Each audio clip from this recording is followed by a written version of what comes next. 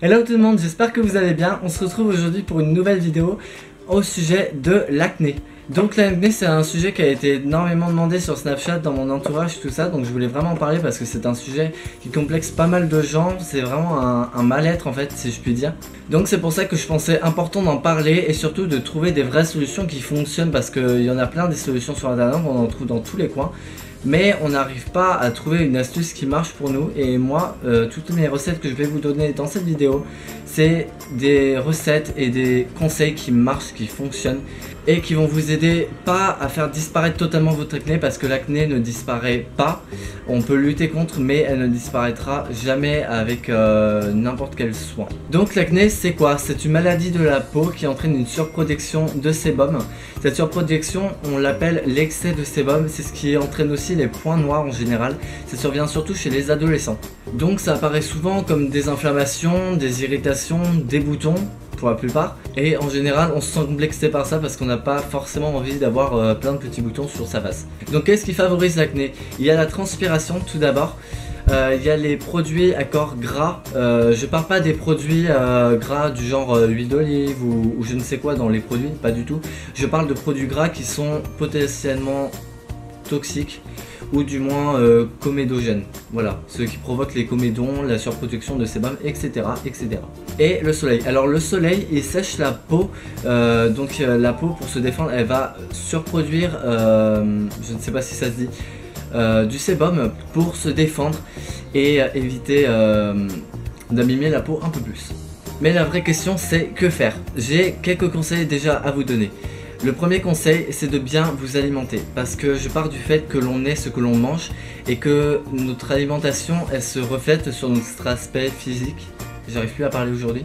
Sur notre visage ou notre peau tout simplement. Je sais que le fait de consommer de la viande à base de porc ou alors tout simplement du chocolat, ça favorise les problèmes de peau, les problèmes de peau grasse ou tout simplement l'acné. Donc ça, c'est des aliments à éviter. Le deuxième conseil que je pourrais vous donner, c'est de bien vous hydrater, surtout avec l'été qui arrive, parce que notre peau, elle demande énormément d'eau et l'acné, c'est le fait de reproduire du sébum, et pour reproduire du sébum, notre corps a besoin d'énormément d'eau. Ensuite, troisième conseil, c'est d'exfolier sa peau afin de se débarrasser de toutes les impuretés qui peuvent s'y trouver, comme la pollution de l'air ou je ne sais quel produit cosmétique, et éliminer toutes les cellules mortes afin de l'aider à se régénérer. Le quatrième conseil que je peux vous donner, c'est aussi d'éviter de poser du maquillage sur sa peau, parce qu'on sait tous, le maquillage c'est une couche superficielle de produits et ça va empêcher la peau de respirer, et en plus de ça, la peau va boire toutes les substances chimiques et les saloperies en fait qu'il y a dans le maquillage, et la peau du coup va se nourrir de tous ces petits produits purement chimiques. J'adore les motos qui passent. Le cinquième conseil que je peux vous donner, c'est de se laver le visage à l'eau ou alors avec un savon au pH neutre, ou tout simplement de l'eau avec du vinaigre de cidre. Moi je l'ai dilué, alors c'est 1/3 d'eau pour 2/3 de vinaigre de cidre, et ça va aider les peaux à tendance grasse à stopper, justement à calmer les glandes sébacées et à éviter la surproduction de sébum. C'est une blague? J'hallucine.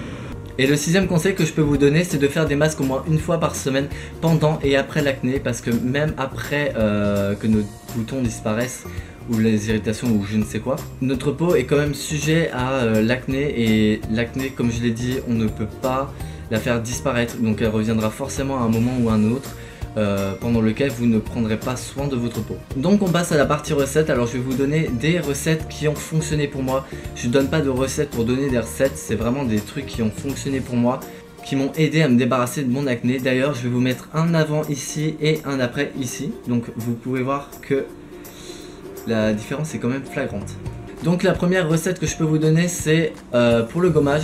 Donc c'est de mélanger une cuillère à soupe de miel à une cuillère à soupe de sucre blanc pour ceux qui ont les peaux sensibles, pour ne pas les irriter, ou alors du sucre brun pour les peaux qui ne sont pas sensibles, puisque le sucre brun est beaucoup plus gros et a tendance à graisser un petit peu plus la peau. et une demi-cuillère d'eau chaude pour faire glisser le gommage, parce que si c'est pour rester avec le miel ici dans la face et ne rien faire avec, ça sert à rien. Ensuite, la deuxième recette que je peux vous donner, c'est de frotter un demi-citron sur les boutons d'acné. Alors attention, seulement sur les boutons d'acné, parce que si c'est sur la peau, ça va vous assécher la peau, ça ne sert absolument à rien. Et le fait de les assécher, ça va faire partir le bouton, ça va le remettre sous terre comme on dit. Et cette recette elle marche aussi avec le dentifrice, j'avais essayé et ça avait parfaitement bien marché. Par contre c'est beaucoup plus long avec le dentifrice, donc je vous conseille de faire ça dans 5-10 minutes, parce que le dentifrice lui ça dure entre un quart d'heure et 20 minutes. C'est quand même assez long et rester avec du dentifrice sur soi c'est pas forcément agréable. Ensuite pour la troisième recette, c'est un masque à l'ortie piquante. Donc il s'agit de mettre une cuillère à soupe de poudre d'ortie piquante de chez Aromazone. Moi je ne prends que des produits Aromazone. Et une cuillère à soupe d'eau chaude. Donc l'ortie piquante elle va désinfecter la peau et calmer les glandes sébacées qui sont responsables de la production de sébum. À ce sujet là, je vous mettrai le nom de compte de mon ami qui a fait une vidéo Instagram au sujet du séchage, putain j'ai eu du mal à le dire, et comment elle fait sa propre poudre d'ortie piquante. Alors c'est très intéressant, je vous conseille d'aller voir. Elle va le mettre en ligne je crois aujourd'hui, ou alors elle l'a déjà mis en ligne, je ne sais pas. Et pour la quatrième recette, il s'agit tout simplement d'un masque à l'argile jaune et à l'argile blanche que je vais vous montrer tout de suite.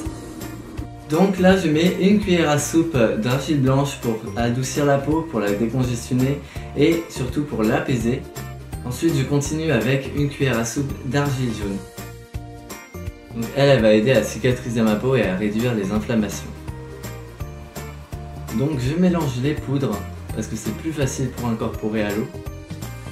Donc je mets environ 2 cuillères à soupe d'eau chaude jusqu'à ce que la pâte soit lisse comme ici.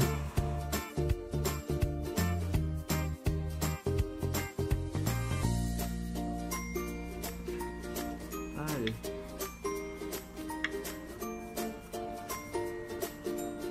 C'est super doux, c'est super agréable.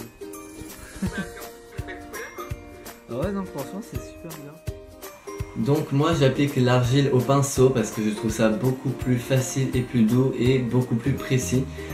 Souvent avec les doigts on oublie certaines zones ou alors on ne l'étale pas en couche égale.